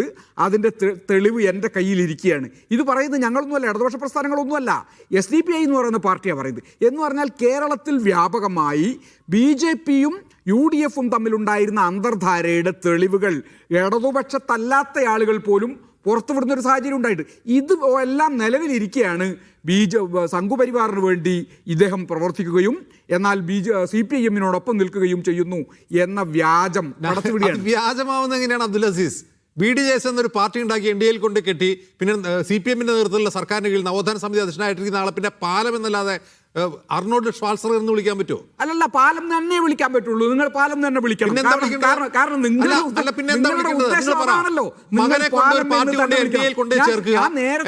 LDF സർക്കാരിന് നവോത്ഥാന സമിതി അധ്യക്ഷനാവുക, അതിനെ പാലം എന്നല്ലാതെ പിന്നെ എന്താ വിളിക്കുക? എങ്ങനെയാണ് ഇത് പാലമാവുന്നത്? എനിക്ക് മനസ്സിലാവുന്നില്ല, അത് എങ്ങനെയാവുന്നെന്ന് എനിക്ക് മനസ്സിലാവുന്നില്ല. CPM പോലെ ഒരു പാർട്ടി അതെങ്ങനെ സമ്മതിക്കുന്നു എനിക്ക് മനസ്സിലാവാത്തത്. CPM പോലെയുള്ള പാർട്ടിയിൽ ഈ ഈ സാഹചര്യം ഉണ്ടായതിനു ശേഷം അവർ പരിശോധിക്കുമെന്ന് പറഞ്ഞു. പരിശോധനയുടെ വിവരങ്ങൾ പുറത്തു വരാനിരിക്കുന്നേ ഉള്ളൂ. ഇതിന് മുമ്പുണ്ടായ സംഭവങ്ങളെല്ലാം തള്ളിപ്പറയുകയും ചെയ്തു. പരിശോധിച്ച് കഴിയുമ്പോഴത്തെ അസംബ്ലി തെരഞ്ഞെടുപ്പ് കഴിയാതിരുന്നാൽ മതി. നന്ദി ശ്രീ അബ്ദുൽ അസീസ്, ശ്രീ MN കാരശ്ശേരി, ഹനീഫ, റജി ലൂക്കോസ്, ഇത്രയും സംസാരിച്ചു.